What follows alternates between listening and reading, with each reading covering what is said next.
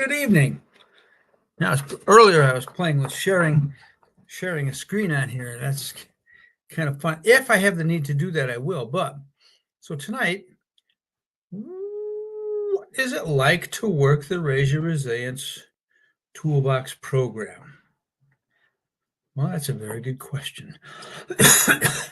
Essentially, it looks like this.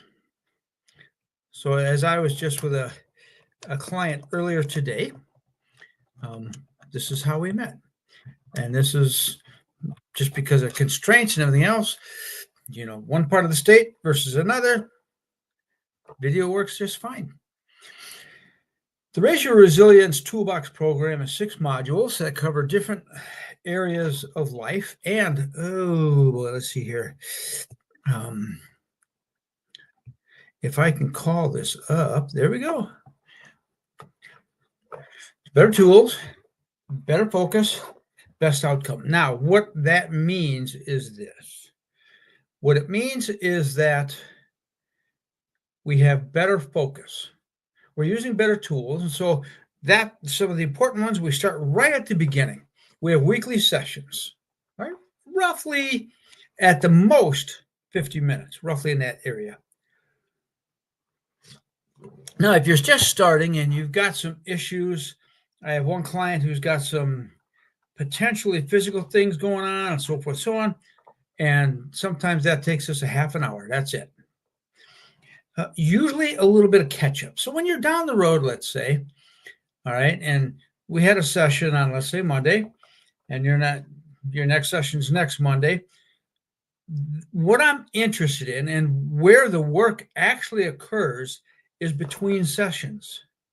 It is not actually in the session itself. Not always. Because typically in the session, we might chat about last week, but then you may or may not need the exercises. You do the exercises, lay down on the floor, and you begin to tremor. And I observe what's going on in your tremoring. I may say something, I may not. At the end, then we discuss those kind of things, so forth and so on. All for however long that takes. And that is so, and we'll meet weekly. We'll go through those. They're kind of linear, even though things overlap, but that is the focus is not on the trauma. The focus is on the life science. The focus is on the things that were the components of the module. Okay. So we start with better tools that allow these things to emerge naturally and heal the trauma naturally. And really, this is all it takes. This is how you meet with foreign clients. It's just that for me, it might be early morning. For them, it's late in the afternoon and or early in the morning for them and in the afternoon for me. Upwards of 12 hours sometimes. Yeah, it can be a bit, but hey, it's okay. And those meetings will be, there's 48 to a year, so it's 4 per month. And those weeks that have, or months that have 5 weeks, we just skip one. I may issue you some homework from time to time, just for you, because everybody who comes into the program has their own body that we work with. And I have to recognize that. You're not going to tremor like I did. You might have some similarities, but for the most part, your experience is your experience. I just help guide you through that. And as we apply that tool, then, this is something you get to work with and something you get to perfect over time.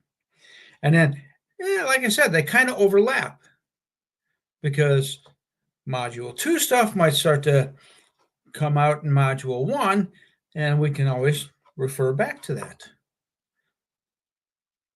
And so this whole program lasts a year. Sounds like a long time, isn't it? But it's only 48 sessions. Now, if by chance you happen to have family emergencies, I have some clients whose nephews are in a world of need. And so sometimes they're gone for that. Then they have holiday stuff. Yeah. And okay, well, 48 sessions might last more than 48 weeks. Okay, life can get in the way. I know that feeling. That's okay. The commitment is beneficial. It's beneficial to be disciplined enough to make those meetings because it helps your body. And the reason that's important is because trauma isn't necessarily here or primarily here from the neck down. It's an autonomic thing. But when you're working with the steadfastness, it helps get that embodied experience started. It's no different than gardening in some regard. You get the soil prepared, fertilized, and then you plant the seed, and then you get to weed. And there's a trick to weeding. It's a great little trick that cuts down on having to do it at all in the fall. Excuse me. And so as we continue to work this, as we get into the fall of the program, as it were, it makes the bearing of the fruit all the better. Not only does your garden producing, it looks pretty darn good too. Because weeds rob the fruit of nutrients. And as long as you get a weed before it flowers, there will be no more weeds. They'll be minimized, that's for sure. I learned that lesson. In any event, there's this weekly session in which we focus on the tools that we're using, not on the traumatic events. And you know what? We're storytellers, aren't we? We're storytellers. And I'm going to suggest a really good book here. This one here. The Storytelling Animal. And the fascinating thing about it is, prior to the days of psychotherapy, which is what I think James Hillman wrote his book about it. Oh boy, late, I think in the 1980s, I do believe. And what he said then was we had psychotherapy for over 100 years, and the world is worse. I'll just leave that there because we're talking about somatic. What did we do beforehand? What did the tribal peoples do? Oh, they danced. They shook. There's a book I know called Shaking Medicine. And they told their stories. Stories and the myths around them were how they carried their culture forward, how they carried purpose, how they carried meaning.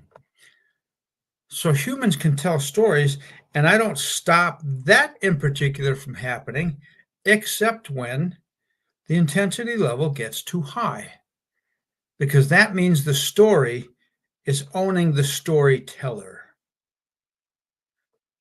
The storyteller needs to own the story. One of the tools we use is we learn to self-regulate. What that means is in the process of tremoring, we avoid memory. If it pops up, okay, first question is what's the intensity level? 2, 3. Are you comfortable staying with it? Yep. Okay, we stay with it. If it gets up too high, the intensity level, which is the emotional aspect of it, that means then that we back off. We just stop what we're doing. That session could be 5 minutes. That's happened to me before. In fact, my very first video client in a foreign country, boom, right off the bat, because I made the mistake of this person was tremoring. I couldn't see it because tremoring will look like two things. You might have this, and I'm just doing this as an example. And this is visible. Okay. I can't show you with my legs because and that's usually where it starts. The knees might sway back and forth. For some, that's quite relaxing.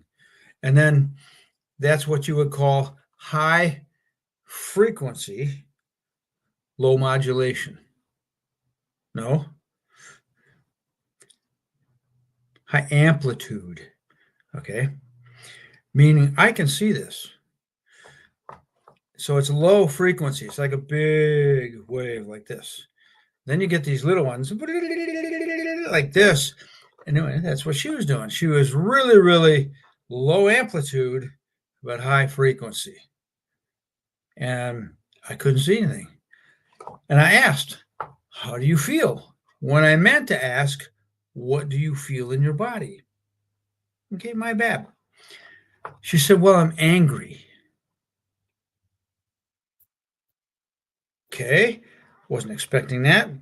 So I said, okay, well, on a scale, this typical scale we use, I said, well, where's that anger at, intensity-wise? Oh, it's a 5. And I was, okay, well, let me know if it gets any higher. I mean, this is our first session. We've been into it for 3 minutes. No, the whole thing lasted 3 minutes. Well, anyway, the anger increased in intensity, so I stopped it, and I thought, oh, that was a great first session. Anyway, I told her, I said, you'll probably have a few days of feeling kind of off because there's something here, and we certainly don't want to push it. Okay, so 4 days later, she called because while she was getting up out of bed, you know how people pick up their legs, they swing their legs over to the side of the bed, and they sit up. While she was doing that, she felt her mood shift. And so she knew that was the shift I was talking about. She called me from her bedside, said, all right, I want to set up my second appointment. Well, tell me what happened. So she did. And I have seen that on more than one occasion where just sometimes moving in the session will alter the emotional content of the moment because the body has to have time between sessions to actually metabolize what it completed and discharged. Because your entire being goes into every experience. So let's bring up another one just so I can show you where this is going. There's this one. Okay. When this happens, and that's the cycle, starts right here, the threat cycle. Boom, we get kicked in the fight, flight, or freeze, and then we come out of it. And what I'm teaching you is the deactivation phase of this. Now, whether you want to say that all of these stress cycles, for like in my case, built up for 58 years, and they're piled, you could use the term piled up. You can say accumulated. It does not matter. I don't think it matters. I haven't figured out if it has or not. Or you could just say, like Stephen Porges does, you're stuck here. And we get stuck because we don't know how to do this. And if you've been stuck for 6 decades, this, you can start this deactivation process, but if you don't have a guide for that, I guarantee you can have some really ugly hangovers from that, as it were, which is why we learn how to self-regulate, because to undo physically, just let's look at another one here, and that would be something we've looked at before.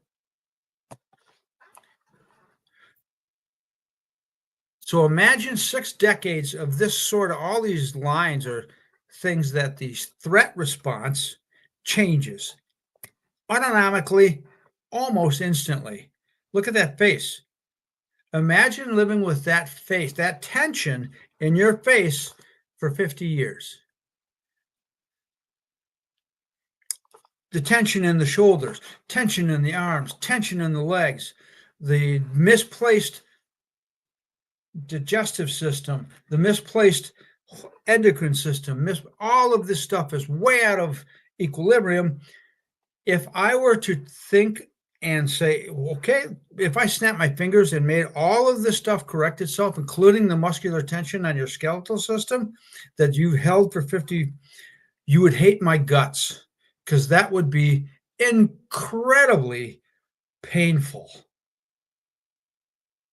If all of a sudden your bones snapped all of these, hey, snapped all that tension out, but then snapped all your bones back to where they don't, where they belong, they've grown into what your tension produced, that would not feel good at all. That's why it takes time to heal. That as you begin this relaxation process of getting this stuff out of your body, once you're into a safe place, and it takes some time. It takes some time. It might take, it could take 2 or 3 months of sessions before your body, and here's the thing, your body will tell you when that is. I see it as the provider. You might just be sitting there just amazed at what your body is doing. And now I'm imitating now, and I'm being rather high amplitude just so you can see it. And sometimes the head just kind of does this kind of thing, and a little bit of shaking in the shoulders. And if I had to do this for very long, that would be tiring. But on that one is happening autonomically, you don't notice that. So your body might be shaken away, and your hands, something will signify a change.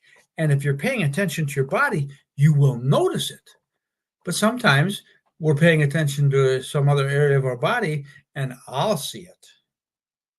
And that's when I can say, ooh, there. Now I know that person feels safe, because they're allowing their body to do what it needs to do. Because sometimes this all just starts in the legs. Sometimes it's just a little quiver in one leg. And then later it begins to move around, and then they can trust this because they see that between sessions, there's some cool stuff going on in their lives. So now they can trust this process that's going on. We have created a sense of safety. We've created a sense of comfort, and the body will do the healing. That's why this stuff takes time. And that's why I say it's the between session stuff that really, really, really makes the most difference. And in all that time, I'm not asking you about your wounding sessions, your wounding events, the things that in your life were so horrible that gave you an ACE score, or what the Holmes and Ray score of 1,000. Mine was 800 or something like that. I don't need to know any of that. I get the ACE score, and that's my assessment tool. As long as the Holmes and Ray, I just get the scores. I don't get the details. That tells me what we're dealing with, because some of that will come out in how the body tremors. And sometimes the person will say, oh, well, look at that. Yeah, look at that. They might say, what does that mean? I don't know, because I don't know. But sometimes I can see something. I had a client that at a certain point, their hands started doing this kind of thing. I thought, piano player? Okay, cool. That's maybe what it looked like. And it turned out I was right. And it was some of their experiences around that particular experience when they were young. And I thought, oh, how interesting. So it was, and was it exact? It didn't need to be. We just learn to watch the body and see things. And I might say, this looked like this, when people are doing this kind of thing, I'm thinking they're trying to push somebody away, or they wish they had. Yeah, and that's a big one. Sometimes we'll get it with people wanting to hit, and if we're doing person to person, we can allow that to happen. And so that's all that is. There doesn't have to be any memory present. There doesn't have to be any emotion present. All there has to be is, I had one woman say, I feel like running. Okay, I'd prefer it if you stayed here. She goes, no, no, no, I'll stay. I want to run. Okay, run. She put her feet up and started running. Hands were churning. She was laying on her back. Hands were churning. And then she started to cry. All she said was, oh my God, does that feel good? Okay, cool. It's learning how to read what your body wants. And I cannot tell you enough how important that is. They have proprioception, which is how do you know where your body is in space and time? Knowing where your body is in space and time, not how do you. Okay. And so if I say, if you're standing there and I say, take your left foot, raise it up behind you, and then turn your knee out, you know what that means. You know how to do, because in some of the early exercises we had, they would watch me do it apparently, and then they would do some things that I was like, I sure hope I didn't look like that. Because people don't know where their body is in space and time. And then there is interoception, and that is learning to read the body's own internal signals. A lot of people confuse hunger for thirst. Yeah, they do. A lot of people will eat emotionally because they're crisscrossing the message. And they're afraid of the emotional message, so they eat to feel comfortable. That's why we call it comfort food. Been there, done that. Okay, so that's interoception, is being able to read your internal signals. And then we have neuroception, which really runs under the radar. That isn't a thing that is necessarily in our body, even though I think it is, but it is the ability to tell the difference between safe and not safe. So if you've ever heard anybody say, why do I keep choosing the wrong partner? Their neuroception screwed up. Trauma will affect all of those. All those perceptions get messed up. And as we heal, those things begin to come back online. And so oftentimes you get those tinglies. Ooh, somebody says something, you go, shit. Just think of the smarmiest salesperson. I've got the right deal for you. Okay. We've all seen them. We've all, and we exaggerate them because it's hard when people are practiced at lying. This and this are out of sync. As much as I hate to say it, politicians are really good at it. They've been doing it for so long. And so when the red flags go up, it's sometimes not because up here goes, ha! All right, so take, for example, somebody says, every year since they legalized marijuana in California, the number of pot smokers has doubled. Well, or the one I said, it was 35 years. And I was just like, A, I don't think so. It wasn't 35 years. But B, that's a technical impossibility. Just write the numbers down. 35 years, doubling every time. You're somewhere in the neighborhood of 17 billion people at year 35. Anybody see a problem with that? Yeah. So it's not necessarily the logical, we look at that and go, okay, that's grossly improbable. It's impossible. Okay, there are some of those things. So like when Tesla claimed they sold 6,800 cars in 2 days, Uh-uh. Think about that. Think about how many people you would have to have closing a scale or a sale every so many seconds. I'm going to call you. How long does that take? Beep, beep, beep, beep, beep, beep, beep, beep, beep, beep, beep. Send.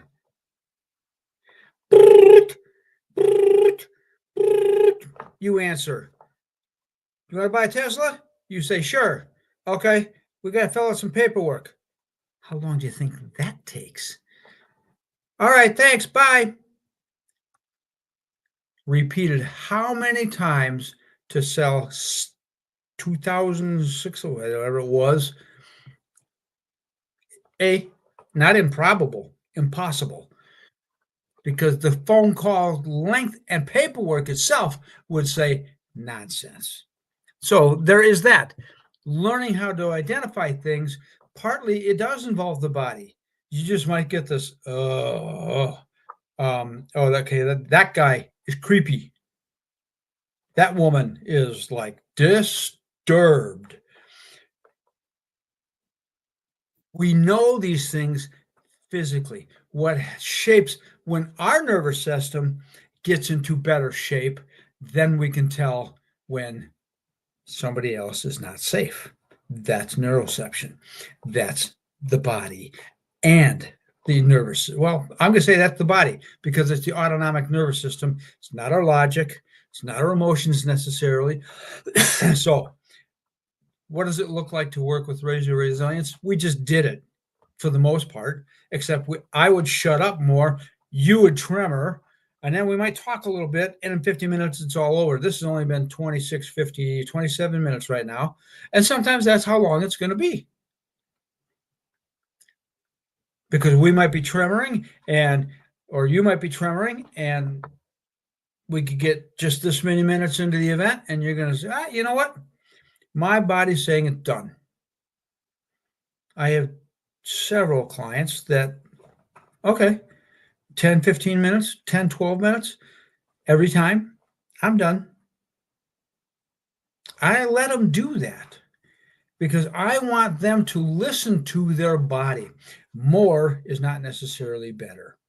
Okay, so I just let them, okay, cool, 10 minutes. That's good enough for me. Because they're still bearing fruit. Their lives are changing. And that is what this is all about. Shaking is not the goal. Moving the nervous system from freeze or fight and flight into social engagement, that's the goal. To move a body like this that is not in equilibrium to the place of equilibrium, that is the goal. Because here, health and growth can take place. Here, health and growth can take place. It is the only place where health and growth can take place. And so that's why it's important. And that's the goal. We don't want to become attached to the tremoring. We don't want to be attached to anything else. We use these tools to bring us to this place of health and growth. That's it. I don't have to hear your stories. I probably will at some point, and that's okay. But I don't have to hear your stories. It's how people build relationships. There's no doubt about that. I don't need to be licensed to hear that. You don't need me to be licensed to say it to me. I don't analyze it. That's the difference. And in tribal societies, they didn't analyze it. They hugged each other. They loved each other. They danced. They sang. Okay, cool. Those things help us as humans get along. So anyway, tremoring session could be upwards of an hour. We meet weekly. Once the whole thing starts with you going to the website, taking the assessments, making your first payment, and then, clocking a time on the calendar that's convenient for you So if it's after work, cool. If it's on Saturdays or Sundays, okay, that's how we do it. So get yourself time. We start meeting weekly and we get you going. And at first you might not feel anything, but that's okay. I was so used to my stuff. I spent almost 6 decades immersed in it. Yeah, that doesn't change overnight. Let me tell you that. Once it started to change, oh, I got excited. I got a little ahead of myself. But that's just me. Anyway, that is the program. It's you learning to master these tools for you to become a master, not of healing. The healing will happen. You will know how to heal. This would be an exciting thing. You could turn this into a career because that's on the website as well. The mastery is in learning to live, to be in that place of health and growth. So think of yourself as a garden, to create somewhat of a permacultured garden where you and others get to live by eating the fruit, by being nutritionated, by just nurtured, you're getting sustenance. You don't have to be a healer. You can be anything you want, but you're one of those people whose nervous system makes other people like it. It helps other people relax and be comfortable around you.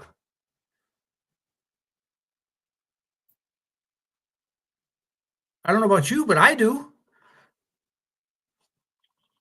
I mean, that's part of the vision of Raise Your Resilience, which is on the website. So I'm not going to go into that. But all of that, because you and I spend an hour a week, not even an hour a week, sometimes even shorter, I will watch you tremor. You will tremor. We might talk a little bit. You will start to feel in your body a change. Okay? If you have any questions, it's right down there. Lecky at raiseyourresilience.com. Have yourself a great weekend.